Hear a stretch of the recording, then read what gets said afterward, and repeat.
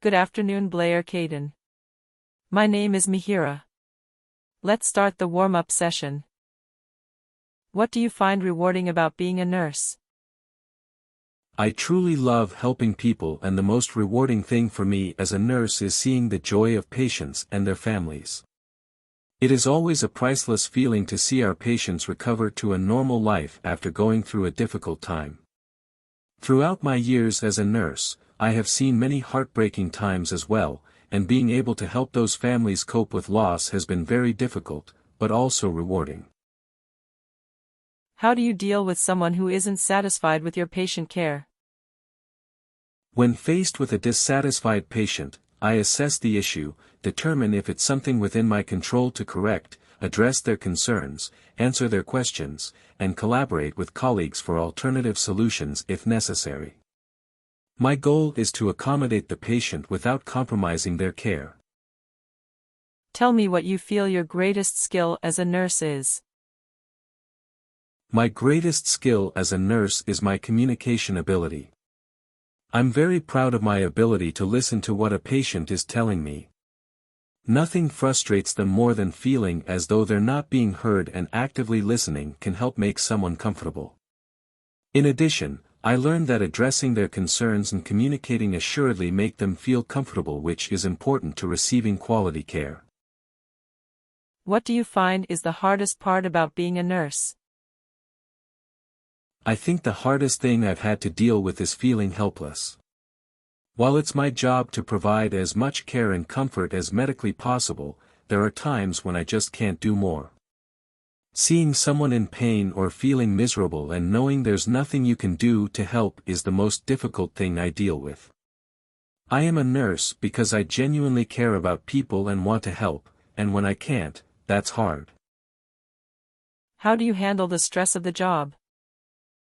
To handle the stress of the job, I prioritize self-care and seek support from colleagues and loved ones. I maintain a healthy work-life balance by scheduling regular breaks, engaging in activities I enjoy outside of work, and practicing stress relief techniques such as mindfulness or exercise. Additionally, I make sure to communicate openly with my colleagues about any challenges I'm facing and seek their advice and support when needed. Taking time to decompress and recharge allows me to approach my work with renewed energy and focus, ultimately ensuring that I can continue to provide the best possible care to my patients.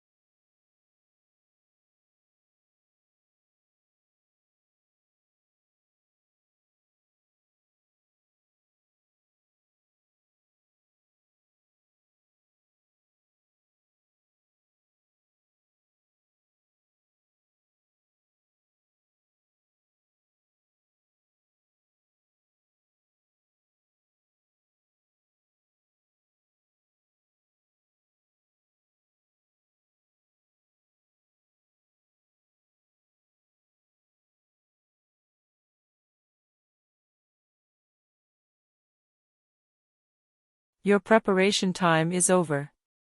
You can now start your role play. Good morning, I'm Blair Caden, and I'll be your attending nurse here today. Kindly verify your name and age, please. My name is Mihiraa and I am 52 years old. Could you please confirm the reason for your visit? Sure, I'm here for the pre-operative assessment as I am scheduled for ganglionectomy next week. Thank you for your confirmation. Could you tell me about your understanding of the procedure? Well, I'm a bit anxious, to be honest. I have ganglion cyst, but I'm not sure about all the details of the surgical procedure. I appreciate you for sharing that with me, Mihiraa. It's completely normal to feel anxious before surgery, but I'll make sure you have all the information you need to feel more comfortable. So, let's go over everything step by step, starting with your procedure next week. Ganglionectomy is a very straightforward procedure, fairly simple and routine surgery, and the good news is that it's a day procedure. This means you'll be able to go home the same day. The surgeon will make a small incision to remove the ganglion cyst. You won't feel any pain during the surgery because they'll use local anesthesia, which only numbs the specific area being treated. So, you'll be awake but completely comfortable throughout the procedure.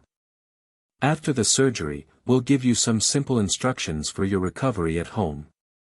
In some cases, pain medication might be recommended if you feel discomfort, but it's not always necessary.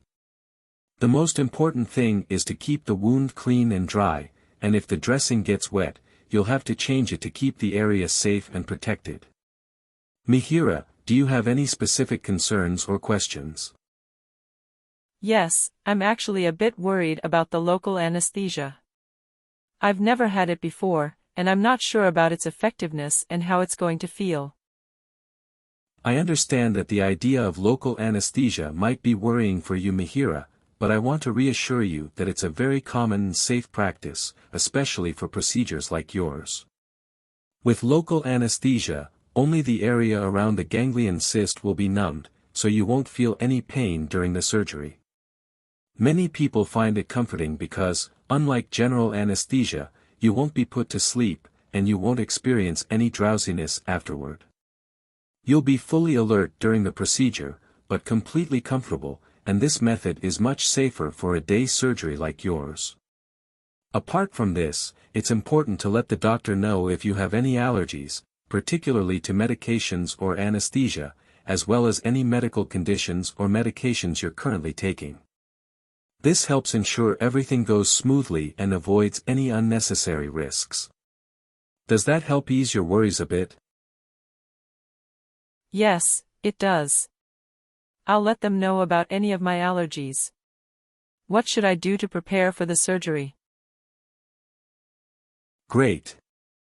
Now, in terms of preparation, to make sure everything goes smoothly for your surgery, Mihiraa, there are a few things you'll need to do beforehand. First, it's important to avoid eating or drinking anything for at least 8 hours before your procedure. This is to ensure your stomach is empty, which helps reduce any risks during surgery. However, you can still have clear fluids, like water, up to 2 hours before the surgery, so you'll stay hydrated. When you arrive at the hospital, the team will guide you through the basic preparations. They'll likely take some routine checks, like your blood pressure, and help you get settled. The surgeon will then administer local anesthesia, which will numb the area around the cyst. Everything is set up to make you feel safe and comfortable, and the team will be there to answer any last-minute questions you might have. Do you have any concerns about this part of the preparation? Yes, I think I can manage that. I'll follow the instructions. Good to hear, Mihiraa. Now, let's talk about what happens after the surgery. Once the procedure is finished, you'll have a short observation period at the hospital. This is just to make sure you're feeling well and there are no immediate concerns. After that, you'll be able to go home, but it's very important that someone accompanies you, like a family member or friend. You won't be able to drive for at least 24 hours after the procedure, just to ensure your safety. When you get home, you'll need to take it easy for a few days. Rest is key, and it's important to avoid any strenuous activities, things like heavy lifting or exercise, until your body has had time to heal. It's completely normal to have some swelling or bruising around the incision site. That's just part of the healing process, and it should improve gradually. However, if you experience anything unusual, like excessive pain, significant bleeding, or redness that seems to be spreading, it's important to contact your doctor or the hospital right away. Sure, I think I'll be able to manage that. Mihiraa, do you have someone to support you after the discharge? Yes, my brother will be coming to take me home, so I should be okay after discharge. That's great, Mihiraa. Having someone to support you after surgery is important, and I'm glad your brother will be there. Remember, we're always here if you have any concerns or questions leading up to the surgery. You're in good hands, and I'm confident everything will go smoothly. Thank you, Nurse Caden. I feel much better now. You're very welcome, Mihiraa. We'll see you next week for your procedure.